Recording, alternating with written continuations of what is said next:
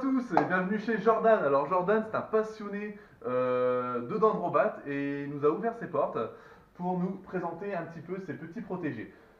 Alors, qu'est-ce qu'il faut en fait comme matériel pour pouvoir maintenir dans des conditions optimales ces petites grenouilles sud-américaines?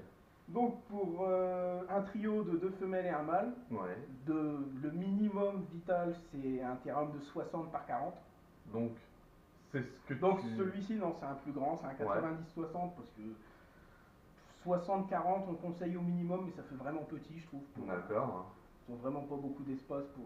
Bah là, on voit qu'il y a quand même de l'espace, comme ça elles peuvent pardon, vraiment bien s'épanouir et en plus il y a une végétation aussi qui va Ouais, aussi qui a s'épanouir. plus aussi de place Voilà, pour s'épanouir. tout à fait. Donc un terrarium, Ouais. Donc après au niveau du substrat, il y a plusieurs méthodes. Il y en a qui font avec un drain comme j'ai fait ici de billes d'argile, sont recouverts d'un feutre textile et d'humus de coco ensuite. Et il y a l'autre école qui, elle, préfère tourbe blonde, ouais, juste tourbe blonde. d'accord. Et pour récupérer l'excès d'eau, de laisser Un emplacement pour pouvoir mare siphonner. pour pouvoir siphonner ouais, l'eau en trop. D'accord. Donc la méthode du drain avec les billes d'argile, on va dire c'est l'ancienne méthode. L'ancienne méthode Et aujourd'hui, on part plus sur un substrat composé uniquement de tourbe. de tourbe blonde. Ouais. Parce que les billes d'argile, on s'est aperçu que ça développait. Ça devient poreux, ça aide à la prolifération des bactéries. Et Voilà. pas, Et puis au à bout de terme, quelques années, voilà, ça a trop de bactéries, forcément, c'est pas sain pour l'environnement. Donc, il faut un terrarium, de la tourbe blonde. ouais, Là, je vois que tu as agrémenté avec pas mal de plantes. Est-ce qu'il est nécessaire d'apporter des engrais ou est-ce que c'est dangereux? Non, moi personnellement pas d'engrais, c'est des plantes assez simples qu'on met dedans, genre phytonia, des petites fougères, du lierre, des bromélias. D'accord. C'est des plantes assez. Il y a aussi un ficus benjamina dans le fond. C'est ça. Pas bonsaï, ginseng, je le Oui, reconnais. ginseng. Parce que C'est- les racines Ça a font penser. plusieurs noms. C'est Ouais, ça. c'est- C'est ça. Donc c'est. Après, qu'est-ce qu'on peut citer comme plante? Bah, surtout les bromélias. Là, c'est un guzmania, il me semble, si D'accord, je dis pas ouais. de bêtises. Ok. Après, il y a tout ce qui est bromélia, vraiment plus gros, plus haut. Il y a certaines espèces d'orchidées.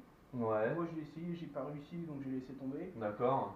Après, il y a toutes sortes Après, ce qui est intéressant, on voit souvent les bromélias effectivement qui sont utilisés pour les terrariums parce que justement ils se reproduisent dedans. ouais, ça C'est-à-dire que sert de la femelle, réserve d'eau. voilà. Et le mâle va déposer les œufs une fois fécondés dans les bromélias. Ouais. Et après, ça. Donc c'est le mâle Les qui têtards s'occupe. se développent. Ouais, Voilà. c'est les mâles qui s'occupent des œufs. La Ouais. femelle pond et après, c'est le mâle qui se. C'est-à-dire que le cheminement, c'est la femelle pond. Le mâle, lui, va féconder les œufs, les mettre ensuite sur son dos Et et les emmener transporter dans un point dans d'eau. un point d'eau. Donc c'est pour ça qu'ici on peut remarquer qu'il y a différents points d'eau. Parce que alors ça reste des grenouilles, par contre ce sont de très mauvaises nageuses, donc très peu d'eau en fait, Ouais. très peu de profondeur. 4-5 mm, pas plus. Voilà, c'est ça. Donc la maintenance, on va dire un beau terrarium. Maintenant on partira sur de la tourbe blonde pour le substrat, différentes plantes tropicales. Là, je vois qu'il y a il y a de la mousse aussi. Oui, il y a différentes mousses, achetées séchées ou fraîches en Voilà. jardinerie, qui a bien été nettoyée pour la débarrasser des insectes. C'est ça. Et je pense que le rôle premier de la mousse, c'est quand même de garder Garder l'humidité. l'humidité. Voilà. Parce qu'il faut combien d'humidité pour Faut dire ça dépend des espèces, entre 70 et 90%. D'accord. Donc une humidité relativement haute. Donc tant qu'on est sur les paramètres ambiants, de l'humidité entre 70 et 90%. Au niveau température, ça donne quoi? On est vers 25 degrés la journée, une Ouais. baisse à 22 la nuit. Voilà, très bien. Là, je vois qu'il y a un éclairage. C'est quoi comme style d'éclairage? Moi j'ai choisi des éclairages par bande LED, Ouais, parce que déjà c'est plus économique. Ça d'accord, n'assèche pas l'air contrairement à des ampoules incandescence. d'accord, Et c'est l'avantage de pouvoir créer les cycles journaliers avec lever du soleil, coucher du soleil, d'accord, ok. Donc, simuler la lune. il n'y a pas du tout en fait d'UV. Non, il n'y a pas d'UV du tout, c'est pas nécessaire pour les dendrobates. Certains disent que c'est mieux, certains disent que non. Après, moi je sais que je leur fais un apport toutes les semaines avec du calcium spécial reptile. Je verse mes drosophiles dans une boîte avec le calcium, Avec la vitamine D3. je le mélange et puis je leur donne. D'accord, et Ça ça se compense passe les. très très bien. De toute façon, quand on regarde bien un peu dans le milieu naturel, la dendrobat vit en Amérique du Sud, donc dans des régions quand même hyper boisées. Ouais. Donc effectivement, la lumière, comme il y a une espèce de canopée qui se fait au-dessus de la forêt, forcément la lumière passe Ah ouais, très ils ont très peu et pas. finalement, ils n'ont peut-être pas forcément besoin d'UV. Non, ils ont pas En du tout cas, tout dans la besoin. nature, elles ne doivent pas en recevoir énormément. Voilà, donc, et au niveau de l'alimentation, tant qu'on est sur l'alimentation, qu'est-ce que ça mange, ces petites Alors ça bestioles? mange tous des petits insectes, donc de la drosophile, une mouche qui a été modifiée, qui ne vole pas, elle est aptère, elle n'a Voilà, pas d'aile, c'est ça. ça évite que ça s'envole partout. Des micro-grillons, Alors, drosophile. donc drosophile pour commencer. Donc de la petite mouche aptère, c'est-à-dire qu'en fait les ailes sont vrillées et ça évite qu'elles ne s'envolent en fait, Voilà, tout simplement. pour pas retrouver partout. C'est ça. Donc ça c'est une boîte que j'ai faite hier, comme je fais moi-même mes cultures, mon élevage de drosophile. C'est une boîte que j'ai préparée hier pour renouveler mon stock. D'accord. Et comment ça se passe alors? Qu'est-ce que tu as mis dedans? Parce que je vois, bah forcément je vois les petites mouches, je vois qu'il y a une espèce de mélange. Le substrat, oui, qui Ouais, est composé de purée, de compote de pommes. Il y a de la levure de bière, des flocons d'avoine et du vinaigre. d'accord. Le vinaigre, c'est surtout pour son action antimycosique, pour éviter le développement de champignons, de moisissures. Très bien. Et au-dessus, l'espèce de paille, c'est De la paille de bois. la paille de bois. D'accord. Ça permet aux larves de pouvoir sortir du mélange et de pouvoir aller se transformer en nymphe après. D'accord. Et avec une boîte comme ça, on fait combien de temps? Pour, on va dire, un trio de Ah, bah, d'androbates. déjà la boîte telle qu'elle est faite là, je n'aurai pas de nouvelles mouches avant 15 jours, 3 semaines dedans. Le temps D'accord. qu'elles se développent, qu'elles se reproduisent. Après ici j'ai une boîte qui a été faite il y a 15 jours, donc qui elle est vraiment noire, elle est remplie de mouches. Et avec une boîte comme ça, on les nourrit tous les 2 jours, donc on tient au moins une semaine facile. Ouais, d'accord. En leur donnant 3 fois par semaine, ouais, on tombe on tient une semaine avec la boîte. C'est ça. Donc après, quand on ne sait pas refaire des petites proies comme ça, des petites drosophiles, on peut aussi en retrouver en Ah oui, animalerie, on vraiment peut. classique, ça se vend vraiment un peu Donc, partout il quoi. y a des animaleries il y a une animalerie dans le coin qui en a tout le temps, toutes les semaines on reçoit, ou sinon c'est sur commande, il suffit de commander et puis on les D'accord. reçoit. Donc, à part les drosophiles, qu'est-ce qu'on peut aussi leur donner? Donc des micro-grillons, Donc, micro-grillons, c'est vraiment donc c'est taille 2. toute petite taille de grillon. Alors, je sais pas si on va bien les Il y voir. en a là qui. Ouais, hop, impeccable.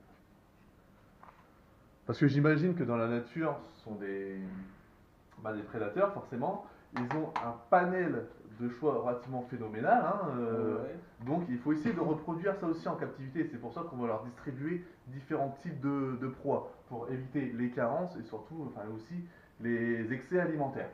Donc, drosophile, micro-grillon, est-ce que tu donnes autre chose aussi? Donc j'apporte aussi de temps en temps une culture de cloportes tropicaux, que là je vide directement dans le terrarium, c'est une petite boîte avec de la terre, il y a les cloportes dedans, je le vide, ils se répartissent un peu partout.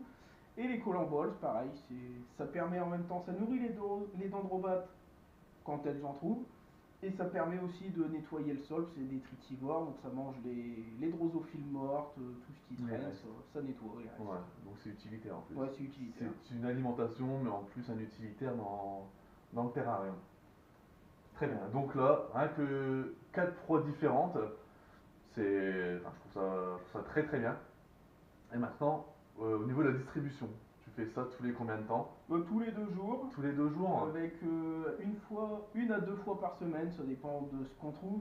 Ouais, Elles ont les micro-grillons. ouais, Et une fois par semaine, je leur fais avec le mélange vitamine-calcium d'accord, pour le rapport d'accord. De de vitamines vitamines. et de calcium. D'accord. Très très bien. Et ben, c'est super. Petite chose qu'on Oui, a oublié au dites-moi. niveau de l'équipement, donc il Oui. y a la brumisation. Ah oui? Important pour les grenouilles, comme c'est des grenouilles tropicales, il faut que le taux d'humidité soit élevé. Donc il y a un système d'arrosage automatique. Ok. Et j'ai moi rajouté un fogueur pour créer la brume le matin avant l'allumage de la lumière et le Mhm. soir avant l'extinction, vraiment pour créer le brouillard, comme dans D'accord. leur région naturelle. Impeccable. Impeccable. Et donc, on a aussi un système de pulvérisation, Oui, bah la brumisation. la brumisation. D'accord, ok, très bien.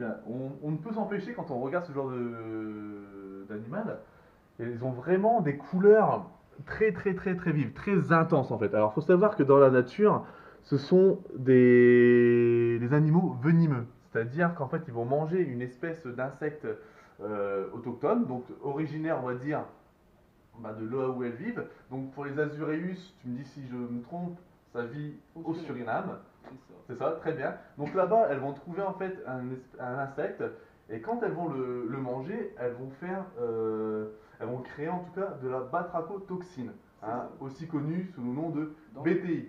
Ouais. Voilà.